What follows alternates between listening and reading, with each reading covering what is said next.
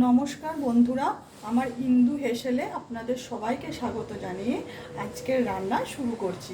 তো আজকে আমি বানাবো মাছের ঝোল বানাবো।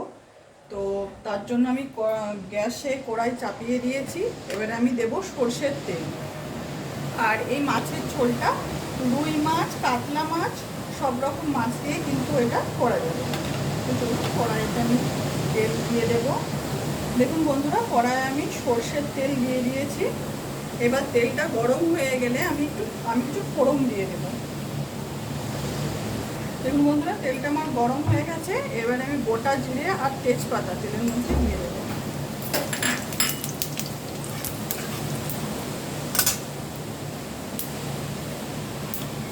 এবার দিয়ে দেবো লম্বা লম্বা করে টমেটো কুচিয়ে রেখেছি আর পেঁয়াজ কুচিয়ে রেখেছি।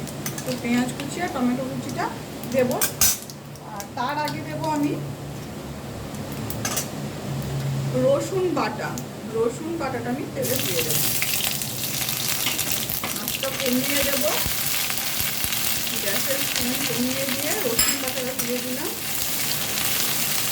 এবারে দেবো টমেটো আর পেঁয়াজ কুচি।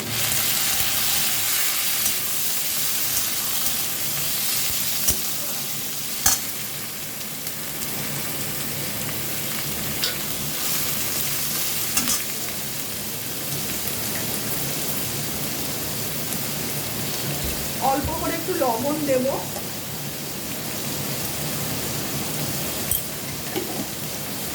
লবণ দিয়ে দিলাম। এটা আমি ভালোভাবে একটু ভেজে নেব। দেখুন বন্ধুরা, পেঁয়াজটা আমার প্রায় ভাজা হয়ে গেছে। এবারে আমি একটু আদা বাটা দেব। এবারে আমি আদা বাটা দিয়ে দিলাম। একটু ভালো করে কষিয়ে নেব। আঁচটা আমি কমিয়ে দিয়েছি, একবারে লোতে করে দিয়েছি। তো এবারে আমি এক এক করে মশলাগুলো দিয়ে দেবো কড়াইয়ে। প্রথমে দেবো কাশ্মীরি রেড চিলি পাউডার। আপনারা লাল লঙ্কার গুঁড়ো দিতে পারেন। কাশ্মীরি রেড চিলি পাউডার দিলাম। এবারে দেব হলুদের গুঁড়ো দিয়ে দিলাম। 1.5 চামচের মতো হলুদের গুঁড়ো দিয়ে দিলাম। এবারে দেব জিরের গুঁড়ো, 2 চামচের মতো জিরের গুঁড়ো দিয়ে দিলাম। আর দেব ধনের গুঁড়ো।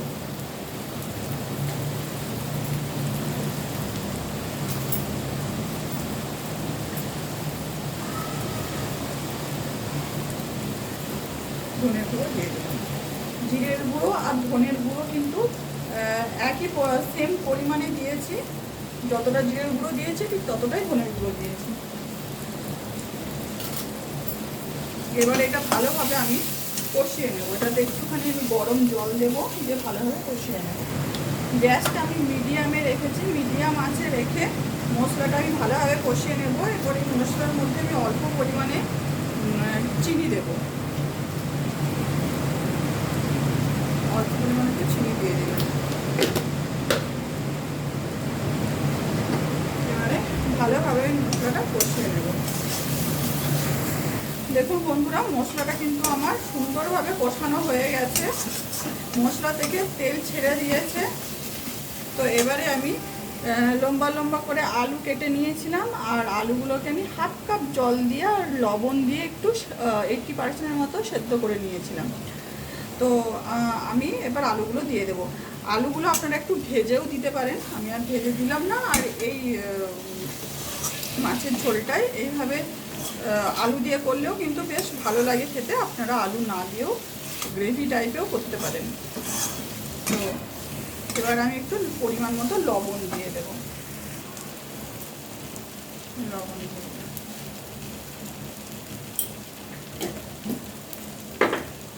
ভালোভাবে এটা আমি একটু কষিয়ে নেব।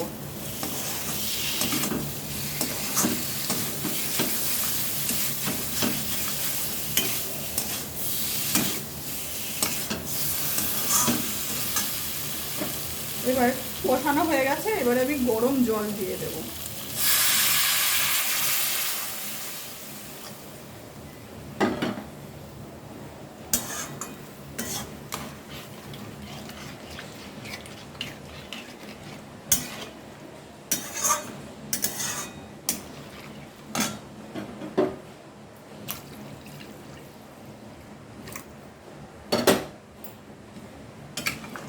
যেহেতু আমি মাছের পাতলা ঝোল করব, তাই একটু জলটা বেশিই দিলাম। ঝোলটা ফুটে উঠলে আমি মাছগুলো দিয়ে দেব। তো দেখুন বন্ধুরা, ঝোলটা আমার ফুটে গেছে। তো এখন আমি মাছের মাথাগুলো আগে দিয়ে দেব, কারণ মাছের মাথাগুলো কিন্তু আমি বেশি কড়া করে ভাজিনি, একটু কাঁচা কাঁচা করে ভেজেছিলাম। তো তাই সেই জন্য আমি আগে মাছের মাথাগুলো দেব, পরে আমি মাছগুলো দেব। আর মাছের মাথা বেশি কড়া করে ভাজলে কিন্তু মাছের মাথা খেতে ভালো লাগে না, টেস্টটা একদমই নষ্ট হয়ে যায়, টেস্ট পাওয়া যায় না। তো মাছের মাথাগুলো একটু কাঁচা কাঁচা করে ভেজে নিয়েছিলাম, তো সেই জন্য আগে আমি ঝোলটা ফোটার পরেই আমি মাছের মাথাগুলো দিয়ে দিলাম। দেখুন বন্ধুরা, মাছের ঝোলটা আমার ফুটছে। এখন আমি এই চেরা কাঁচা লঙ্কাগুলো ঝোলে দিয়ে দেব।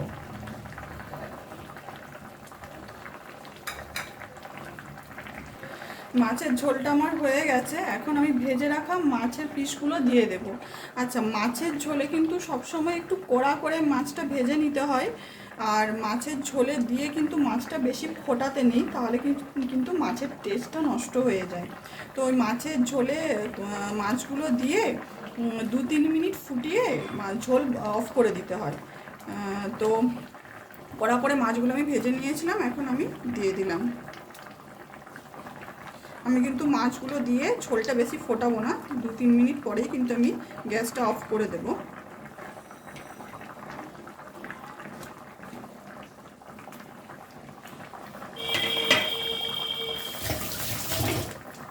এবারে আমি ওপর থেকে দিয়ে দেব ধনে পাতা কুচি। উপর থেকে একটু ধনে পাতা কুচি দিয়ে দিলাম।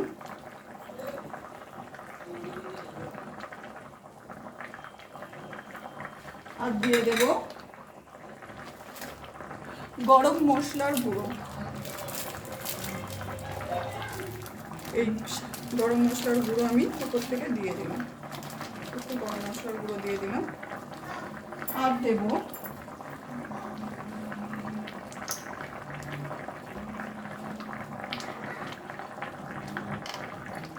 এক চামচের মতো গাওয়া ঘি। এই গাওয়া ঘি আর এই ধনে পাতা কুচিতেই কিন্তু মাছের টেস্টটা, মাছের ঝোলের টেস্টটা আরও বেশি বাড়িয়ে দেয়। তো 1 চামচের মতো গাওয়া ঘি দিয়ে দিলাম। মাছের টেস্টটা দারুণ টেস্টি হয়, মাছের ঝোলটা দারুণ টেস্টি হয় বন্ধুরা, আপনারাও এইভাবে বানিয়ে দেখবেন। তো আমার ঝোল রেডি হয়ে গেছে। এখন আমি গ্যাসটা বন্ধ করে দেবো, দিয়ে এটা আমি চাপে চাপ ঢাকা দিয়ে দেবো। তাহলে কিন্তু এই ঘি ধনে পাতার যে স্মেলটা গোটা রান্নায় ছড়িয়ে যাবে। আর মাছ যখন ভাজা হবে, তো তখন কিন্তু মাছটা লো ফ্লেমে ভাজা, মানে লো ফ্লেমে ভাজলে মাছটা কিন্তু শক্ত হয়ে যায়, মাছ ভাজাটা কিন্তু খেতে ভালো লাগে না। তো মাছটা মিডিয়াম টু হাইয়ে রেখে মাছটা ভাজতে হবে। আবার মিডিয়ামে যদি মাছটা রেখে ভাজা হয়, হাই ফ্লেমে যদি মাছটা রেখে ভাজা হয়, তো সেই ক্ষেত্রে কিন্তু মাছটা পুড়ে যেতে পারে এবং মাছ ভাজার তেলটাও কিন্তু পুরো কালো হয়ে যায়। তো মিডিয়াম টু হাইয়ে রেখেই মাছটাকে ভাজতে হয়। তো চলুন বন্ধুরা, আমার মাছের ঝোল কমপ্লিট। তো এতক্ষণ আমার রেসিপিটি দেখার জন্য আপনাদের অনেক অনেক ধন্যবাদ। সকলে সুস্থ থাকবেন, ভালো থাকবেন। দেখা হচ্ছে পরের কোনো একটা রেসিপিতে।